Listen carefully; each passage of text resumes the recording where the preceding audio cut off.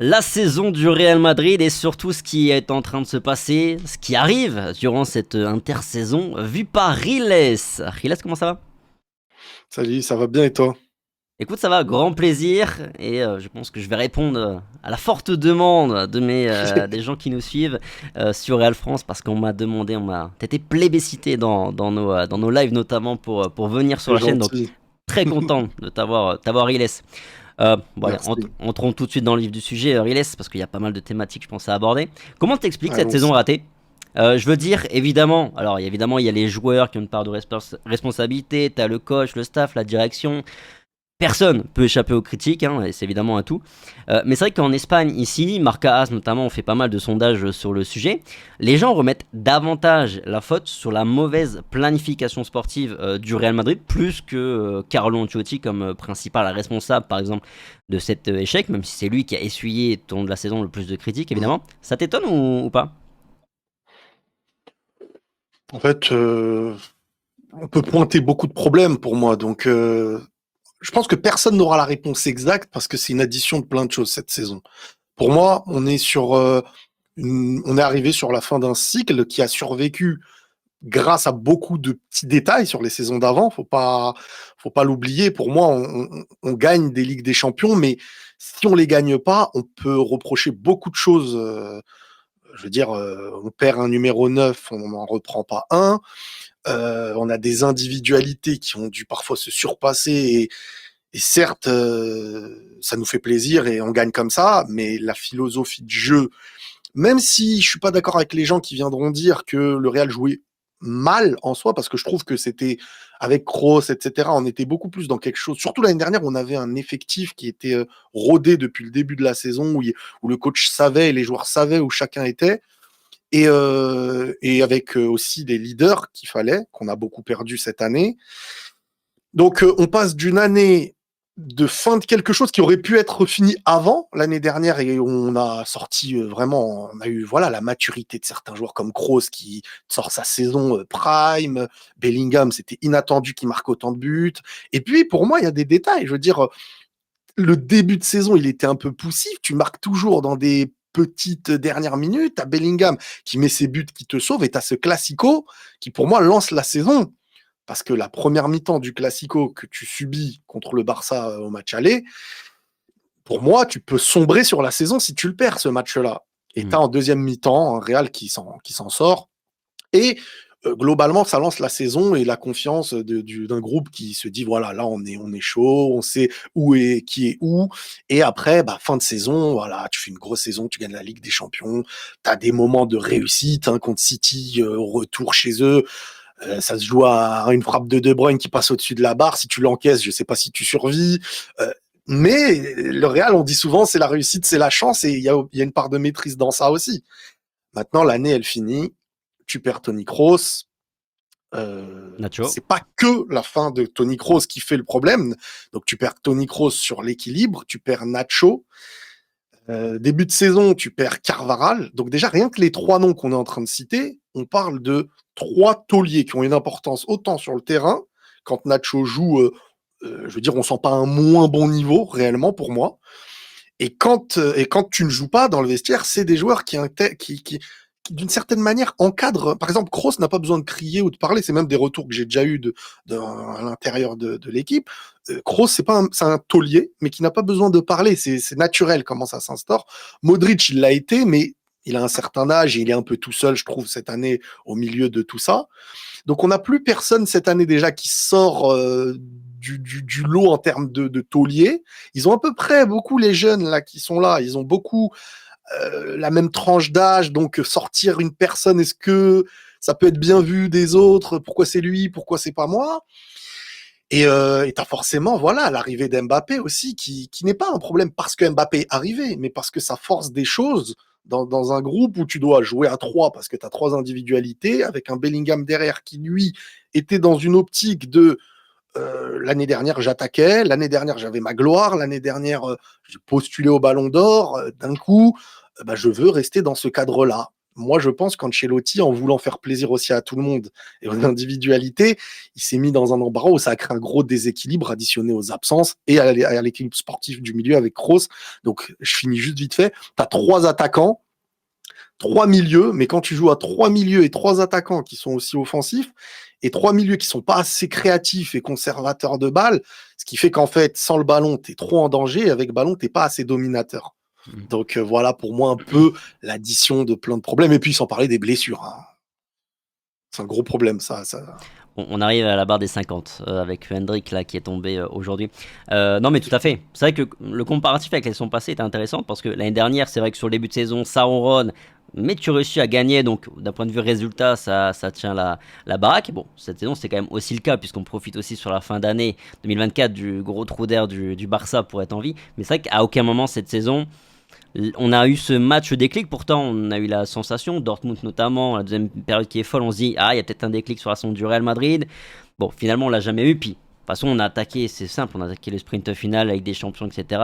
Avec aucune certitude, quand l'année dernière on avait au moins l'incertitude quand même du schéma, du bloc défensif qui est solide, et après les 2-3 mecs devant, Bellingham inclus, qui peuvent faire la différence. Je viens de revenir sur Bellingham, le point que tu as évoqué qui est hyper intéressant.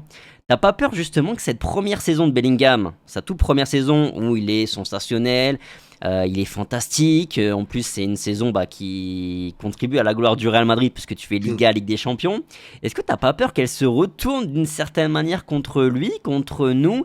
Parce que comme tu l'as dit, le mec il a pris goût quand même à marquer des buts, à être le héros des matchs, et donc aujourd'hui finalement c'est peut-être compliqué de lui demander d'occuper de nouveau un rôle un peu plus dans l'ombre tout simplement. En soi, oui et non. Si on joue à 3 devant, moi je suis très inquiet. Mais si on joue à 2 devant, il aura un rôle qui sera quand même assez un peu de ce qu'il connaît. Parce que tu restes un milieu à 4 avec lui en phase de possession ou défensivement. Et 2 joueurs, tu peux, pour moi, jouer avec un Bellingham derrière eux. Après, ça dépendra du coach, en vrai. Si le coach lui dit tu veux jouer comme ça, je te laisse jouer comme ça, ou si le coach il met une structure qui fait comprendre, parce que Bellingham avec l'Angleterre, il s'adapte aussi à ne pas jouer obligé aussi haut comme au Real. Donc je pense que cette saison, il y a aussi un relâchement de l'année dernière où ils ont tout gagné, tout allait dans leur sens. Cette année, ils démarrent sans imaginer déjà que le Barça allait être de retour comme ça. Franchement, moi, j'aurais pas pensé. Non plus. Et donc, tu te manges une claque très vite en début de saison où tu dois être très compétitif très vite, là où le Real, souvent la deuxième année après avoir gagné de grandes choses, ça fait longtemps qu'ils n'ont pas fait de Liga de suite, quoi. Sous Pérez, je crois qu'ils l'ont jamais fait même. Non.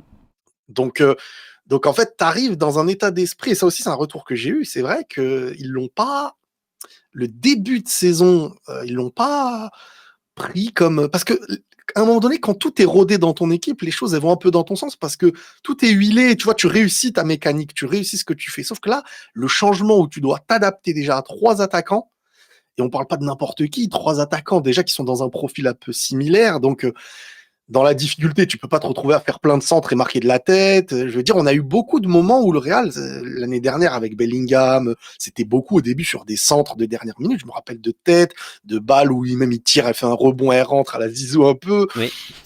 Donc on se retrouve vraiment sur une année où il faut... en fait, c'est ça. C'est une année où on s'imagine que les choses d'avant vont fonctionner, mais le nouveau cycle est mis en place. Il est devant nos yeux et on voit au nombre de défaites, on voit au nombre de manque de sérénité. Et puis voilà, c'est une addition vraiment de tout plein de choses. Et pour moi, c'est là où le milieu et là, le manque défensif avec les absents, sans parler des latéraux, parce que Vasquez, Fran Garcia, c'est pas digne d'être titulaire au Real, surtout pas sur une saison entière. Non. Et on l'a très vite compris. Voilà, chacun, tu sais, au moins on m'a déjà dit, on peut courir pour un joueur et demi, mais on peut pas courir pour 3 à 4 joueurs. Parce que même Bellingham est compté dans le lot parfois des joueurs offensifs quand Oui. tu attaques. Donc là, ça devenait improbable. Surtout que ton milieu qui reste derrière Bellingham, c'est Tchouaméni, Valverde. On est sur des joueurs qui ont besoin d'être épaulés par un porteur qui, en fait, eux, ils épaulent un porteur de balle. Et là, en fait, on l'a vu très vite. Le premier match contre l'Atalanta, il s'est bien dégoupillé, mais je trouve que déjà, on a senti que attention, Oui, oui. Ça faisait peur. Ouais. Oui, puis tout de suite derrière, dans la foule, on enchaîne sur les deux matchs, sur les deux îles espagnoles, et les deux matchs on gagne pas, hein. Dans les deux cas, Mm. Mallorca et Las Palmas, on gagne pas. Et c'est quoi la leçon peut-être que tu tirerais sur justement sur cette saison, que notamment les trois devant avec Bellingham juste derrière, ça peut pas fonctionner en termes d'équilibre, ça peut pas fonctionner, où tu te dis bon, c'était une défense qui est solide parce que voilà, tu l'as pointé du doigt, mais individuellement, on avait des mecs qui étaient juste pas au niveau. Est-ce que pour toi, t'es catégorique, les trois ensemble, j'inclus Rodrigo évidemment dans l'équation, plus Bellingham derrière, comme on a vu cette saison, ça peut pas marcher, même si Carlo a tenté toute la saison d'insister avec sur ça, bon, parce qu'il le devait aussi. Ouais. Ouais, c'est la question. Est-ce qu'il avait le choix déjà? C'est ça qu'on se demande. Moi, des fois, on me dit non, il n'était pas obligé, mais bon, on va pas me dire il était obligé. Donc, en fait, moi, je pense que jouer à 3, c'est pas le système déjà de Carlo depuis un moment. Non. Et tu joues à 3 avec Bellingham derrière, en plus. Donc, ça veut dire que non, pour moi, il faut jouer à 2. Pour moi, il faut jouer à 2 et avoir un milieu condensé. Déjà, ça, c'était la base de tout. Ensuite, il y a l'aspect des blessés, de la défense et tout. Mais on l'a vu sur la fin de saison, il y avait des petites choses qu'on ressentait quand on rejouait à 4. C'était pas parfait. Mais même contre le Barça, deuxième mi-temps, il y a des choses où on a senti que si ça travaille comme ça, Mhm. et que tu mets les joueurs bien dans leur élément, dans leur position, que chacun. Et puis un 11, il faut un 11 dans l'équipe. Cette année, on a trop tourné, on savait pas. On a compté sur Ceballos parfois comme si c'était le sauveur. On a compté sur la fin, on se dit c'est Arda Güler. Des fois, limite un blessé offensif, on se dit ah enfin ils vont peut-être passer à 2. Les joueurs, l'effectif, les blessures, la charnière défensive, Rudiger qui joue sur un genou. T'as pas tes 4 défenseurs. À un moment donné, t'en avais plus aucun des 4 des titulaires normalement. Mhm. Je veux dire, il y a eu trop de choses qui se sont additionnées. Et puis c'est vrai que quand tu perds Kroos, en fait le Real là aussi ils sont habitués. Je sais pas si c'est la direction ou c'est comment, mais le Real ils sont aussi habitués à tellement s'en sortir avec la mécanique. Tant que tout n'est pas catastrophique, on se jette pas dans le mercato. Exactement. Donc là, cette année, moi, j'ai eu je te jure, en interne, après la défaite contre Arsenal, t'en entendais des personnes, quand je dis des personnes, c'est vraiment très haute, qui disaient, là, au moins, ça va changer. C'est-à-dire, même eux savaient qu'à Mhm. ce moment-là, la défaite aurait un bienfait derrière. Parce que sinon, t'aurais peut-être gardé Carlo, et Carlo, peut-être, c'est plus le meilleur moment de rester encore avec lui. Euh, donc, en vrai de vrai, alors, on va pas se satisfaire d'une saison comme ça, hein, parce que je sais que certains pourront dire ah bah tant mieux qu'on ait. Non, mais si ça permet la reconstruction, un nouveau coach, un nouveau cycle, un mercato intelligent, bah ce sera un mal pour un bien, surtout quand c'est une année après avoir tout gagné presque. Ça passe. Tout à fait. C'est pour ça qu'à titre perso, par exemple, je suis déçu évidemment de la saison, mais vu que je savais aussi que bah, ça aurait les conséquences. Mais tu vois, c'est fou ce que tu dis, ce que tu es en train de me dire. C'est-à-dire que même des mecs très bien placés au Real Madrid, ils ont conscience de finalement de comment ça fonctionne. Enfin, Ouais. évidemment qu'ils savent comment ça fonctionne, mais ils se rendent compte qu'ils ont besoin de prendre le mur à 2000 à l'heure finalement pour que ça bouge réellement. Enfin bref. Est-ce qu'il y a un joueur en particulier qui t'a déçu sur cette saison? Alors, il n'y en a pas qu'un, mais un Kamavinga, je trouve qu'il a été, je vais pas dire inutile de toute la saison, mais à un moment donné, là, on est sur un joueur qui doit avoir de la progression et ne plus stagner, parce que c'est le joueur qui, quand en fait, il nous faisait du bien quand il rentrait en jeu, parce qu'il y avait l'espoir de qu'est-ce qu'il va être demain. Et aujourd'hui, c'est un peu le demain, quoi, j'ai envie de dire. Et là, il faut, parce que demain, tu prends une recrue au milieu de terrain, imaginons, et qui a vraiment, qui apporte exactement ce qui manque, bah, Kamavinga reste un remplaçant. Oui. Et c'était pas le projet en vrai pour moi. C'est Bah, on s'attendait à ce qu'un Kamavinga, par exemple, évidemment on s'attend pas à ce qu'il fasse du Tony Cross, mais que ce soit non, bien sûr. lui qui passe le niveau supérieur et qui s'intègre finalement dans ce milieu au milieu de terrain et qui réponde à des besoins en partie des besoins du Real Madrid, parce que moi je trouve qu'il a en tout cas les qualités, il en a des qualités pour répondre en partie à ce besoin qu'avait ce Real Madrid de la première relance, de gérer un petit peu le tempo, faire des passes vers l'avant, casser des lignes, ce qui nous a cruellement manqué notamment au milieu de terrain. Et je te rejoins. Et en plus, il y a aussi le facteur quand même blessure, hein. Attention, trois, Oui, trois bien blessures sûr. cette saison. Mm. Tu vois, on peut se dire aussi, attention, d'un point de vue fiabilité, est-ce que la saison prochaine, il va nous faire une saison entière ou est-ce qu'il va enchaîner? Est-ce que ça va devenir un joueur fragile? Tu vois, attention, hein. Moi, je sais qu'il y a des personnes qui lui en ont voulu. Alors maintenant, est-ce qu'ils lui en veulent parce qu'ils estiment qu'il n'avait pas l'hygiène nécessaire de vie? Ça, je peux pas l'accuser à tort, hein, tu vois. Mais je sais que certains lui en ont voulu, soit dans la manière dont il se blessait peut-être, soit parce qu'il est peut-être, est-ce qu'il n'est pas assez sérieux selon eux? Mais en tout cas, je sais qu'il y en a qui lui en ont voulu certaines blessures. Par exemple, la dernière contre le Barça. C'était contre non, c'était contre qui la dernière qui même il se jette à pleine vitesse pour devancer le joueur, alors que C'est le même Barça? après Carlo Ancelotti, il était énervé, il l'a même pas regardé quand il est sorti. Je crois que c'était le Barça, Oui, non? il provoque le péno, oui. Sur le Barça, il provoque le péno. Le Camavinga? Oui, sur le. Je me rappelle même. Attends, sur le. On a pris tellement de volets. Sur le premier match, Ouais. non. Parce que sur le premier match, pour le coup, il est très bon sur la première mi-temps. Il est très très bon. Sur le deuxième Classico, Supercoupe, ouais, sur la finale de Supercoupe d'Espagne, Camavinga, il me semble qu'il commet un penalty. Sur Gavi, une connerie comme ça. Oui, mais Ah, une il main. commet, voilà, c'est pas lui. Ah oui, voilà, je me dis, il a pas obtenu pour lui Non, un non, il penalty. commet. Ah oui, oui, oui, oui, bien sûr. Ah oui, oui, oui, oui, oui, ça c'est vrai. Mais moi, je parle vraiment de la blessure ou même Carlo Ancelotti, il l'a pas. Mais peu importe. En fait, moi, ce que je veux dire, c'est qu'en fait, Camavinga, c'est un joueur malheureusement aujourd'hui. Par exemple, Chouameni, il n'a pas toutes les qualités. Mais il a un domaine où tu peux le mettre où tu peux le mettre titulaire parce que dans son domaine à lui, voilà. Camavinga, en fait, j'ai l'impression qu'il n'y a pas un domaine. Il est bon techniquement, il est assez bon dans l'idée de casser des lignes, il est pas mauvais défensivement, mais en fait, tu le mets où pour exploiter un gros point fort?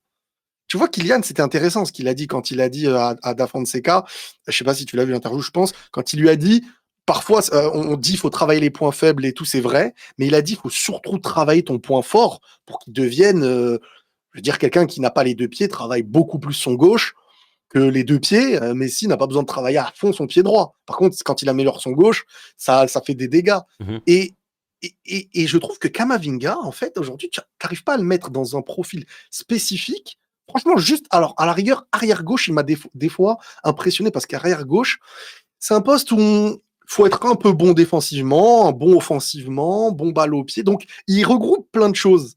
Mais au milieu, je le trouve des fois, il est capable de rater le contrôle qui peut mener à une occasion en face. Il est capable de faire la faute qu'il faut pas. Il est capable, en tout cas cette année.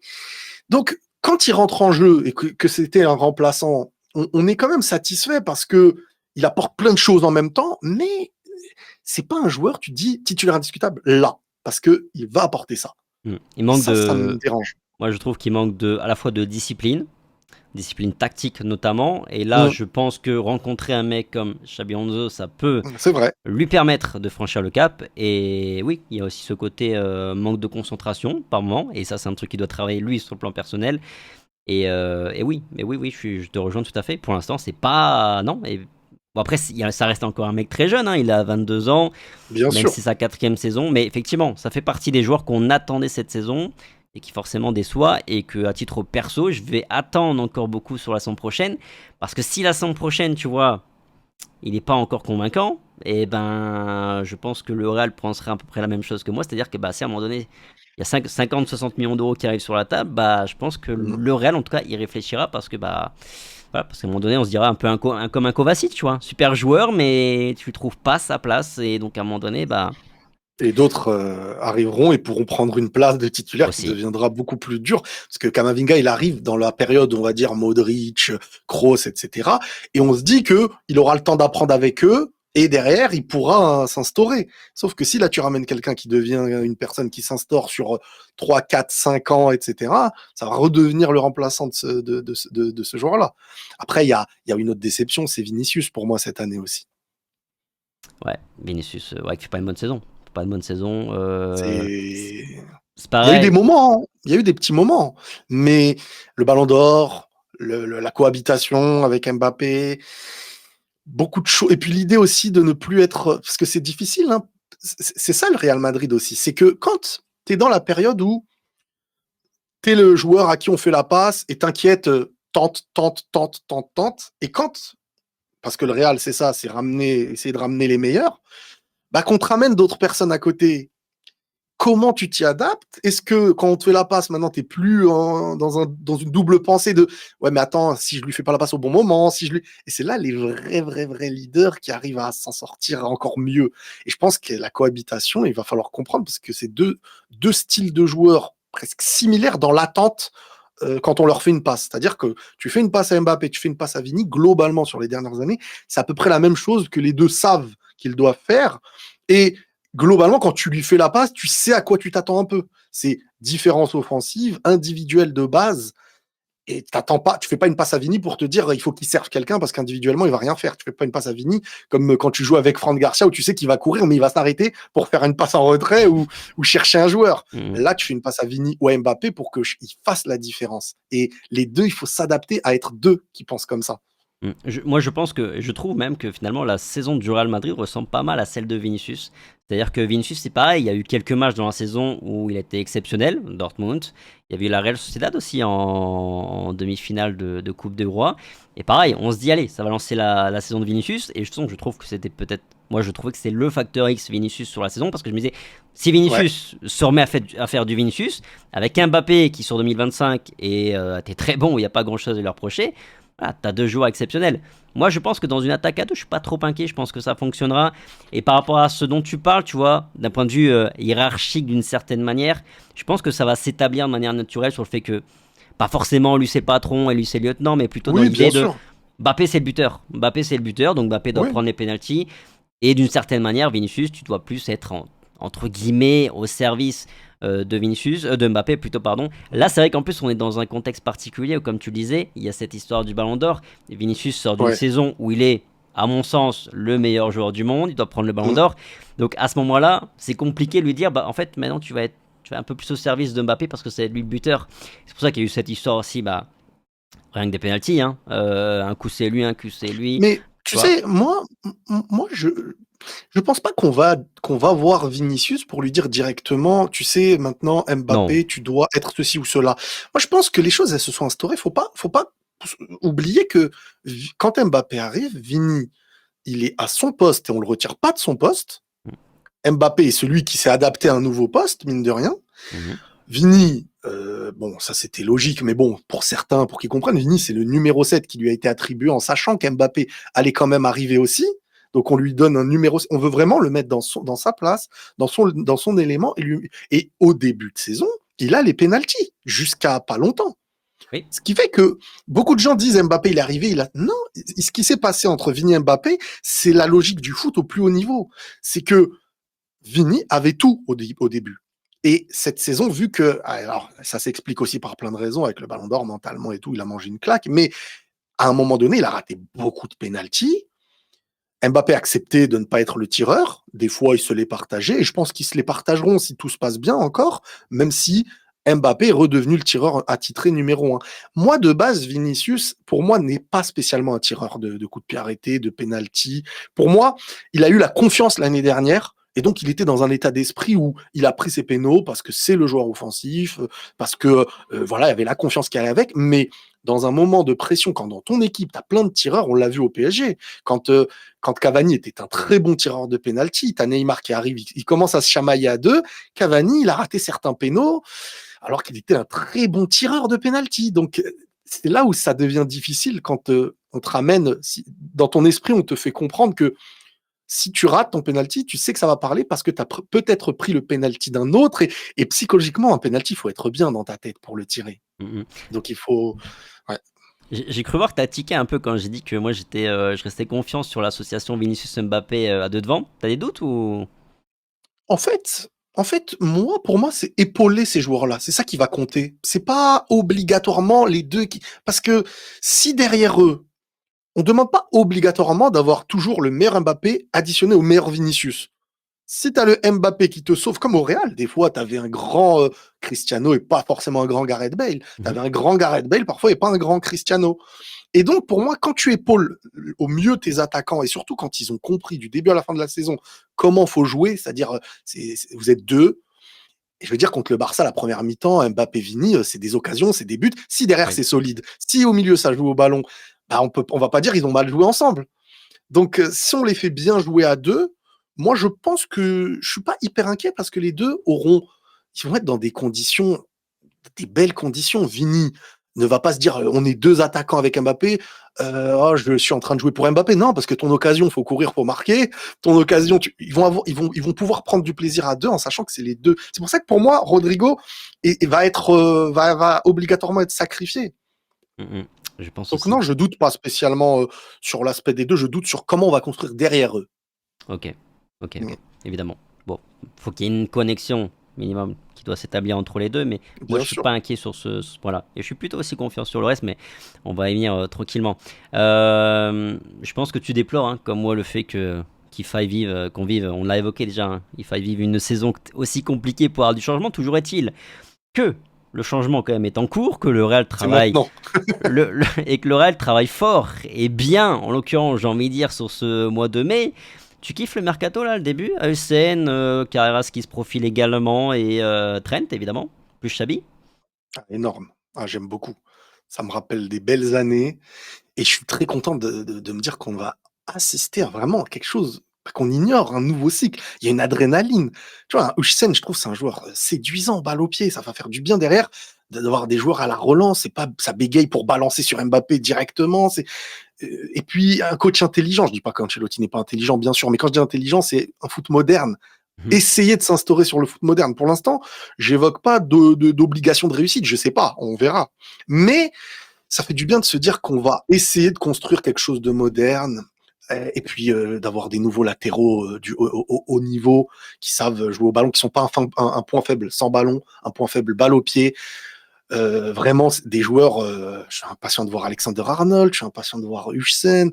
Carreras, je l'ai pas beaucoup vu, je l'ai vu dans les matchs de Ligue des Champions, mais il y a beaucoup de choses qui me plaisent.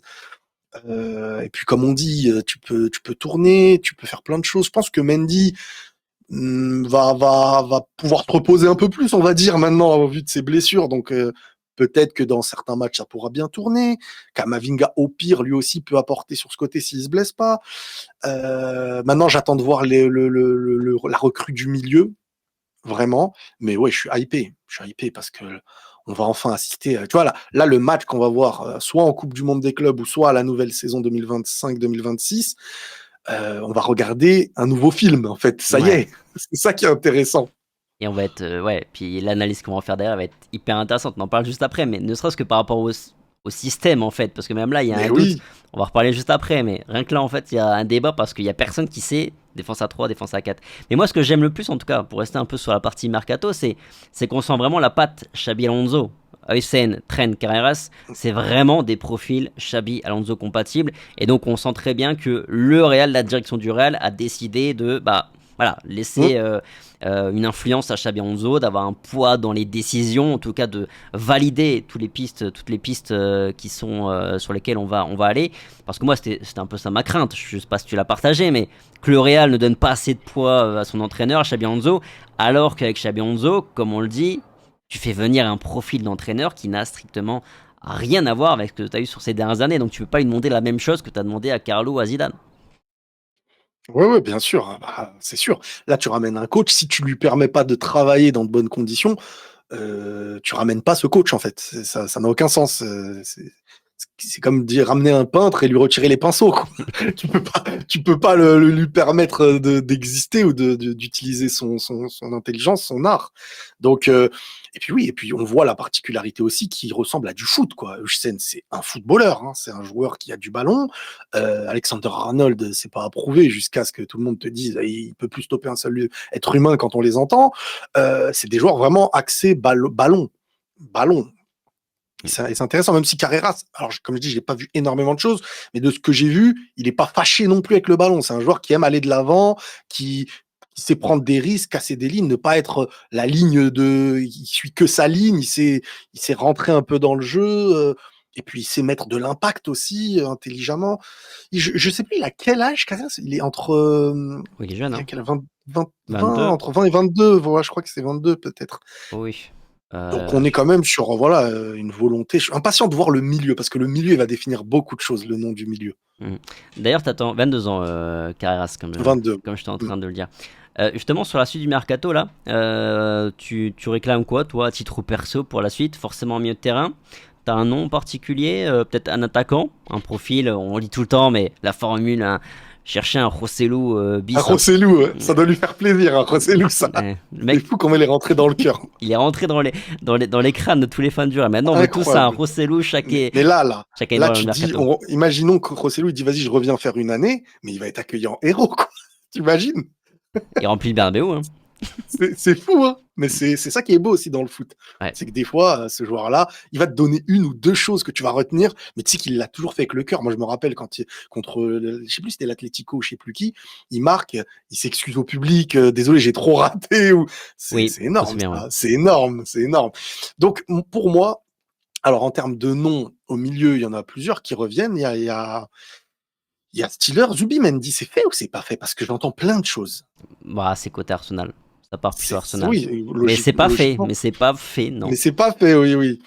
On entend Stiller, on entend. Comment il s'appelle le Hollandais du Milan, son nom, j'ai toujours du mal à le Reinders, prononcer. Ouais, voilà. Lui, ce serait énorme. Maintenant, est-ce que c'est pas un profil un peu trop similaire à. Alors, il a un foot qui a du ballon, mais je me dis, il ne faut pas obligatoirement un mec qui se projette. Moi, je pense qu'il te faut vraiment ce gars, si tu arrives à le trouver, le gars qui vraiment à la relance de la défense. Vraiment ce gars ton défenseur, il passe par lui et ça crée toutes les choses. Si tout le monde bouge, dans un milieu, il te faut celui qui bouge moins. On le voit avec, par exemple, Chouameni, c'est pas un élément qui va se jeter. Il peut un peu plus se jeter s'il veut, mais on voit quand même qu'il a une demande d'équilibre. T'as Kamavinga qui peut se jeter, t'as Valverde qui a besoin lui de se jeter parce que je trouve on l'a trop bridé. Valverde, c'est trop. C'est un joueur, si tu lui donnes une liberté offensive, il est capable de te sauver combien de matchs dans la saison. On l'avait vu dernièrement contre le Barça à l'époque, il en a déjà mis beaucoup des buts ou des actions où Benzema devant Araujo, il met sa talonnade un peu là, c'est lui qui casse les lignes, c'est lui qui vient. Et nous, fallait qu'il compense Lucas Vasquez, fallait qu'il soit trop bas, fallait qu'il soit milieu défensif, fallait que. Donc, pour moi, voilà, je suis dans l'idée aujourd'hui. Au début, j'étais contre, mais dans l'idée de pouvoir prêter Hendrick personnellement. moi aussi. Je pense que son profil, son manque pour l'instant d'intelligence tactique à ce niveau-là, il a du talent, ça c'est indéniable, il a vraiment du talent, mais s'instaurer dans un club qui n'a pas les mêmes demandes que le Real, oui, voilà, ils vont se battre pour un milieu de tableau ou une qualification en Europe, et il sera titulaire, il va apprendre le football espagnol, il va se confronter parfois à des gros, et il va tactiquement évoluer, et à l'avenir, il pourrait venir en étant une grosse surprise aussi. Oui, parce qu'il a pas Et des, tu prends, il a pas des caractéristiques en fait particulièrement différentes à du Mbappé et Vinicius. c'est Donc, ça, il a c'est pas ça, de c'est-à-dire profil que, différenciel. Un Gonzalo, par exemple, le jeune Gonzalo, par exemple, complète oui, c'est vrai. davantage ton attaque parce que, alors, Gonzalo, c'est pas un mec imposant, il paye pas de mine, mais c'est Non, un mais joueur son qui est style, C'est un joueur qui est très bon, enfin c'est vraiment un mec de surface et c'est un mec qui est très bon de la tête. Ça répond plus finalement à un besoin de complémentarité entre guillemets dans un effectif. Mm. c'est un joueur qui peut te faire changer ton style quand il rentre en jeu. Tu vas beaucoup plus centré, tu vas beaucoup plus. Là où quand tu as Mbappé, Hendrick, Rodrigo, à part si tu espères qu'un Bellingham joue plus haut dans le moment où ton système reste le même et tu dois t'en sortir de la même façon.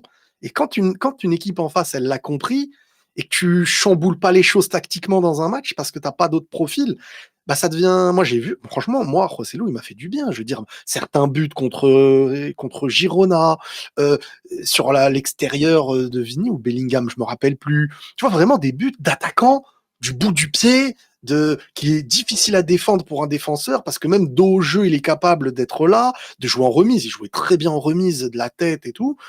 Là, tu arrives à avoir un petit bon. Le nom, il revient souvent, mais pas côté rumeur, mais côté fan. Un Borja Iglesias, dernièrement, sur une saison, il a de Bodimir. l'expérience. Ouais, j'entends aussi. J'entends aussi. Vraiment, tu vois, ce profil-là, avec un prêt d'Hendrick, moi, je trouve que ça pourrait être cohérent, intéressant pour tous les partis. Et le nom du milieu, bah voilà. Et puis voilà, moi, je ne demanderais pas plus de choses. Hein. Tu as Carreras, tu as Alexandre. Peut-être. Alors, je ne sais pas comment il va jouer, s'il veut jouer avec 3 défenseurs ou pas. Maintenant, t'as qui comme défenseur l'année prochaine? Logiquement, t'as le retour de Militao. Grosse question. On ne sait pas du tout. Oh oui. Retour de Militao. À la barre. Est-ce que est-ce qu'avec une défense à 3, tu peux pas te permettre parfois sur certains matchs, même d'avoir un petit peu moins d'assurance sur certains joueurs? Quand tu défends à 3 avec ballon et à 5 entre guillemets sans ballon. C'est ça que je me demande. C'est T'es peut-être pas obligé d'avoir 3 défenseurs centraux au maximum de leur niveau. Je me dis, si t'en as un, deux et l'autre, il va bien compenser. Alors que si c'est une charnière à 2, je me dis, il faut vraiment une cohérence parfaite avec les deux. Donc un Militao, peut-être qu'il aura une importance qu'on ignore. Après, t'as Militao, bon, Alaba, peut-être qu'il, je sais pas. Enfin, après Alaba, j'avoue, moi, je serais pour qu'il s'en aille. En plus, le salaire, c'est énorme. oui. Ça ferait du bien au club. Mais après, t'as Huijsen. Rudiger, logiquement, je sais pas si toi, Ça de ton devrait aller. côté, t'as des choses, ouais. Je pense qu'il sera là, hein, normalement, l'année prochaine. Oui, oui, oui. Ce sera là, oui. Ouais.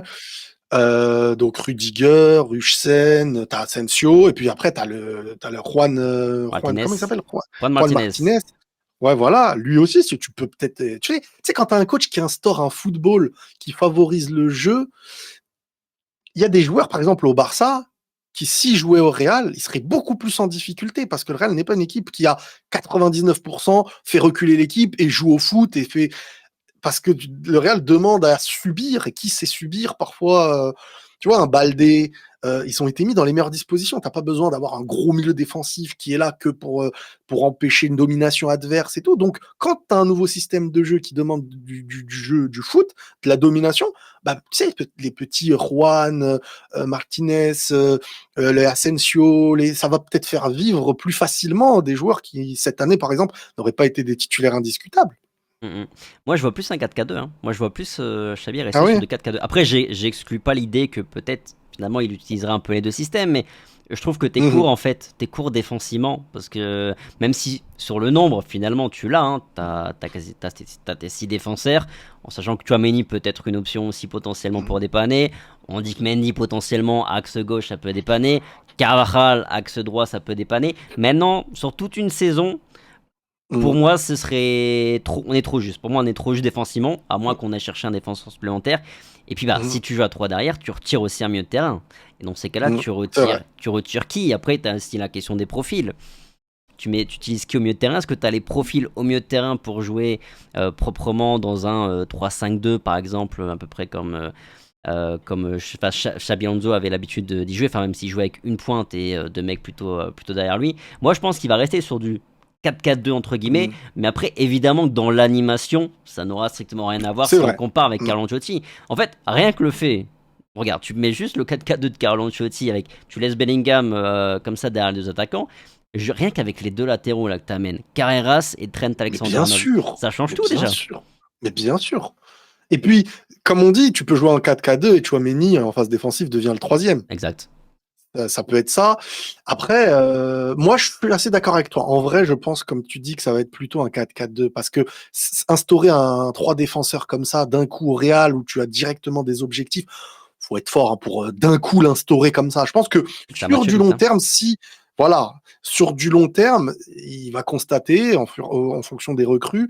Je pense vraiment que sur du long terme, il pourra réfléchir à quelque chose. Mais aussi vite comme ça, à part si vraiment, mais comme tu as dit, en fonction du nombre défensif, en fonction. Et même, ouais, le Chouameni qui peut, en phase défensive, devenir le troisième, et les latéraux, ça change tout. 4 au milieu, plus les deux latéraux, là, avec Vini et Mbappé. Déjà, tu changes une ligne offensive où tu étais à 3, donc trop d'attaquants, donc pas assez de repli. Un milieu à 4, plus de densité. Si tu ramènes un créatif, donc tu as la densité et la création, et les deux latéraux, ça change une vie aussi. Hein. Tu passes de Fran Garcia et Vasquez, plus un défenseur comme Huijsen. Donc ça change toutes les lignes. Hein. Ouais, puis à droite, notamment Trent Alexander, l'association avec Fede Valverde, je pense qu'on la voit tous très très bien venir et très Mm, très prometteuse parce que Valverde, c'est déjà un joueur qui a cette intelligence de couvrir comme il faut. Sur le côté gauche, bien on sûr. verra bien, mais de toute façon, tu as Chouameni a priori devant la défense qui fait aussi un taf. Et si dans la continuité de son année 2025, ça marchera très bien, pardon. Et en plus, voilà, tu laisses Bellingham et finalement Bellingham retrouve une forme de liberté comme il a eu sur sa première saison où il peut se projeter Exactement. de manière presque librement parce que derrière il y T'en as aura 3. derrière t'en as encore trois, donc ça tient la route, hein. Ça tient la Ouais. route. Non, c'est cohérent et c'est intéressant. Et On verra qui sera le quatrième milieu. C'est ça qui est intéressant parce que là, toi, quel nom tu voudrais, toi? Alors moi, Steeler, j'aime bien le profil. Alors même si je t'avoue qu'il y a 3 semaines, le mec, je sais même pas c'est qui. Mais En fait, lui, je l'avais un petit peu vu avec l'Allemagne, ouais, mais son nom, il est ressorti quand même, hein, parce qu'on en parlait comme quelqu'un d'avenir, quoi. Vraiment un joueur qui est. Mais moi, c'est le profil que j'aime bien aussi. Le nom qui arrive, un peu comme Tony Kroos, il arrive. On le connaît, son nom, on l'a vu. On sait qu'il a quelque chose. Il a des particularités propres à lui. Mais on ne dit pas, on a recruté un galactique. bon après Cross, il venait gagner la Ligue des Champions avec le Bayern et tout quand même. Oui, oui, oui. Mais honnêtement, tu pensais qu'il allait être aussi Non, maître d'une non, défense comme ça? En non, plus, il jouait 10, c'était même pas encore, si je me trompe pas, au début, il était plus plus haut, haut à ouais. l'époque. Par contre, lui, il était connu pour ses grosses frappes. Ça, c'était quelque chose. J'en voyais pas assez parfois au Real, quoi, des frappes comme ça, parce qu'il jouait beaucoup plus haut. Et il a développé un système. Oui, Steeler ne vient pas avec le même statut que Kroos déjà, hein, ça c'est clair. Mais c'est de ça qu'on a besoin, un Le peu comme au profil, hein, PSG quand il te ramène un Vitinha, quand il te ramène un Joao Neves. C'est vraiment un joueur, ses capacités vont aider énormément un gros club, mais sans être encore le très gros joueur. exactement. Et ça, c'est important. Ouais, Non, mais c'est surtout une question de profil, hein. En plus, c'est un mec, tu vois, exactement. moi je vois pas forcément le Real mettre 80 millions d'euros sur un milieu de terrain. Non, Là, tu es sur un mec 30-40 millions d'euros, donc risque entre guillemets maîtrisé. Et puis en termes de profil, hein, c'est un mec qui est bon à la récupération, c'est un mec qui gère plutôt bien le tempo. Je vois un peu des stats avancées passer. Bon, les stats évidemment, faut toujours les prendre bien sûr. avec comme il faut les prendre, Mm. mais voilà, comparativement avec c'est un comparatif avec la dernière saison de Tony Cross et le mec matchait Ouais, plus ou moins les stats de Tony Cross. Donc il a un peu ce profil, effectivement, qui je trouve s'emboîte très bien dans le collectif du Real Madrid et ce dont tu as besoin au milieu de terrain. Donc voilà, ça peut être hyper intéressant. Dernière petite question, est-ce que tu vois un gros départ cet été ou pas? On parle, il y a des trucs sur Rodrigo, bon Vinicius, il y a aussi cette histoire de contrat, etc. mm. Ça bouge pas ou tu vois Non, moi, je vois quand même un départ, hein. Je pense que le Real, actuellement, ils sont en train. Alors, ils font Carreras, ils ont fait Alexander Arnold, ils ont fait Huijsen. Et là, ils sont en train de s'occuper des départs. Là, ils pensent au départ. Maintenant, pour moi, alors Modric, il y a un questionnement là dernièrement. On est en train de dire, au début on dit non, après on dit ah, peut-être les adieux. Ouais, mais non, c'est plus très bon, hein. Ça sent plus très bon là. Ça sent plus très bon. Maintenant, c'est dommage que ça se finisse sur une saison comme ça, mais ça, ce sera aussi le signe de la vraie fin d'un cycle en même temps. Maintenant, moi je vois Rodrigo partir. C'est cohérent. C'est cohérent. Le Real ne peut plus jouer à trois attaquants pour moi. Franchement, c'est pas possible. En fait, tu peux jouer à trois attaquants, mais pas quand tu es obligé. C'est ça que je veux dire. C'est-à-dire que si tu joues avec Vini, Mbappé, Rodrigo sur cette saison, c'est parce que tu es obligé. Mais si le nouveau coach a envie sur certains matchs de rajouter Brahim, de rajouter Hendrik, de rajouter Arda Güler, ça sera lié à une tactique non imposée. Et puis, tu peux faire du coaching en cours de match. C'est pas toujours la même chose. En fait, on s'est créé trop de problèmes à jouer à trois. Et même Ancelotti le dit lui-même, moi, mon style, c'était à deux. En fait, ça veut tout dire. Donc pour moi, oui, Rodrigo, là, il y a des choses qui se disent. Je pense pas qu'il va rester. Je pense que là, on va être sur un départ, pour moi, hein, possiblement à City. Après, ça va vite, hein. Un coach, il arrive, il met toute sa confiance sur lui. On sait jamais hein, ce qui peut se passer. Dans le foot, c'est comme ça. Mais moi, ouais, le gros départ du Real, logiquement, il partirait du côté de... Bah, c'est Rodrigo qui s'en irait. Vinicius, en fait, ça m'inquiète beaucoup, le truc de l'Arabie Saoudite, mais pas pour cette année, en fait. Pareil, plutôt dans 2-3 ans. Voilà. Moi, je vois pas Rodrigo partir cet été. Je pense que Xabi Alonso peut réussir à le convaincre du fait qu'il aura quand même un rôle. Après, j'écarte pas non plus l'idée que le mondial des clubs se déroule. Rodrigo se rend Mm. compte que il sera pas titulaire cette saison et derrière il demande C'est à vrai. partir. Ouais, ouais, ouais. Et Je je pense que ça pense, va se passer dans ce sens-là. et en plus je pense aussi côté Real Madrid, on peut craindre un peu potentiellement des réactions de Rodrigo sur la saison parce que Rodrigo, je sais que je le kiffe, mais Ah, pareil. mais tu vois il aime bien pleurer de temps en temps dans les médias. En tout cas, c'est un mec qui médiatiquement sait partager ses mécontentements, tu vois. Ouais, ouais, Et ouais. ça, mine de Au lieu rien, de- ça peut être un risque aussi en cours de saison dans un vestiaire. Ça peut à un moment donné créer des petites tensions inutiles. Voilà. Mais après, je me dis aussi, alors, Xabi Alonso, je pense, peut le convaincre. Et puis attention, la Coupe du Monde quand même dans un an. Même si c'est Carlo, Du coup, il a sa place plus qu'assurée. Oui, Tu vois, faire un gros changement comme ça à un an de la Coupe du Monde, généralement, c'est vrai. c'est pas le timing préféré des Oui, grands mais, joueurs. oui, mais est-ce que c'est pas pire s'il a un second rôle au Real pour la Coupe du Monde aussi, pour lui? Bah, avec Carlo, je dirais que non. Je dirais que le risque est plus gros de partir. Tu pars dans un autre championnat où tu as du mal à t'adapter, attention, Oui, etc., oui, etc. mais si l'autre championnat te donne des conditions, je veux dire, on te met dans ton poste, tu auras une plus grosse lumière. Après, je veux dire, c'est un joueur de haut niveau. Si vraiment, Oui, en mettant tout ça en place, il se dit peut-être que je risque ma place en Coupe du Monde et que j'accepte un second rôle au Real, quand même, ça m'étonnerait. Ça m'étonnerait. Après, s'il est titulaire, mais je pense pas qu'il sera titulaire sur la saison. je Et pense je pas non pense plus. même pas que ça dépendra, je te dis la vérité, je pense même que ça ne dépendra pas que de Xabi Alonso. Je pense que Xabi Alonso, lui, il préférerait faire avec les meilleurs à chaque fois. Évidemment. Mais je pense qu'aussi, on va un petit peu le convaincre il faut des leaders dans une équipe, chacun dans son élément en sachant son terrain, en fait. Bellingham, Mbappé, Vini. Pour moi, tu peux plus rajouter. Après, en vrai, ça peut être Vini, Rodrigo, machin, mais on sait que ce sera pas Mbappé et temporairement pas Vini encore. Donc, et puis comme tu dis, c'est aussi celui des trois qui est peut-être en termes de talent, c'est immense. Peut-être que moi, on me l'a déjà dit que c'est le plus talentueux selon certains des joueurs, même dis-toi. Donc, mais il y a le talent, il y a ce que tu fais ressortir après dans la régularité, l'aspect décisif et bah, Vini, Mbappé, c'est quand même Vini l'année dernière, Mbappé cette année ou toute sa carrière. Rodrigo, on a quand même un questionnement sur est-ce que c'est un mec qui peut te mettre 30, 35 buts, quoi. Est-ce que c'est un mec qui peut être bon sur toute une saison complète, tout simplement? C'est ça, c'est ça. Sixième, ouais, ça fait 6 ans qu'il est au Real Madrid. Il nous a pas fait une saison linéaire où il a été exceptionnel. Tu vois, c'est aussi un peu le problème de Rodrigo. Et puis, bah, à titre perso, je pense, voilà, son meilleur poste, on le sait, c'est à gauche. Au Real Madrid, on voit pas de configuration à court terme C'est chaud, bah oui. où il est dans sa position préférentielle. Même si moi, je me dis, bah, s'il patiente un peu, je vois. J'imagine un départ de Vinicius peut-être dans 2 3 ans en Arabie Saoudite s'il offrait toujours sur la table à ce Mhm. moment-là. Et là, je me dis, bah, à ce moment-là, bah, Rodrigo se dit, bah, bingo, j'ai la place qui se libère. Mais bon, est-ce qu'il sera aussi patient? Ça, c'est une question qui reste en suspens. Et comme tu l'as dit, c'est vraiment un joueur qui, dès qu'il n'a pas ce rôle, bah, dirait qu'il sait indirectement te le faire comprendre, hein. Ah, tu te souviens même Avant la finale. avant la finale de Ligue des Champions, enfin, c'est quand C'est même une fou. folie. C'est une folie. Début de saison, le message dans WhatsApp, dans son groupe Ouais. WhatsApp, etc. Enfin, bref. Bref. Bon, Mhm. merci Riles d'avoir Bah, été merci sur à Real toi. France. J'espère que la vidéo vous aura plu. Dites-le nous un petit peu dans les commentaires. Et puis, sur ce, on se dit à très vite sur la chaîne Real France. Allez, ciao!